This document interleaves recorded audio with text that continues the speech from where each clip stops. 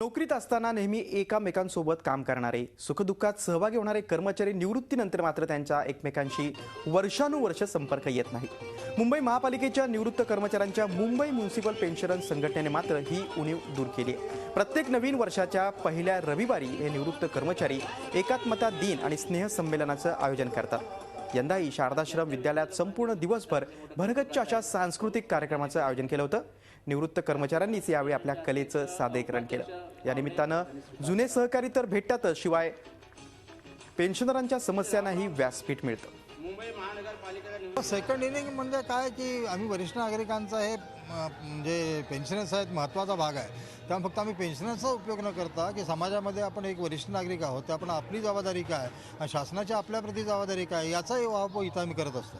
त्यांचे जे काही समस्या आहेत, ज्या आर्थिक साधारणतः आता सध्या त्यांचं कॉर्पोरेशनचे जे जसं की त्यांचे काही ॲरियर्स असतात किंवा इतर काही गोष्टी असतात, त्या लवकरात लवकर योग्य रीतीने त्याचं ती देयके पेन्शनर्सना देण्यात यावी यासंबंधी प्रशासन नेहमीच सहानुभूतीपूर्वक आणि एक कर्तव्यनिष्ठेने बघत असतं आणि ते पूर्ण देखील करायचा प्रयत्न करत असतं। जसं जसे महापालिकेची वेतन श्रेणी होती तशीच निवृत्तांना मिळावं हीच आमची सध्याची, आणि आतापर्यंत प्रशासनाने बरंच आम्हाला सहाय्य केलेलं आहे। आता 7वा वेतन आयोग येतो आहे, त्याच्यामुळे 7व्या वेतन आयोगासाठी आम्हाला जास्त काय झगडावं लागणार नाही।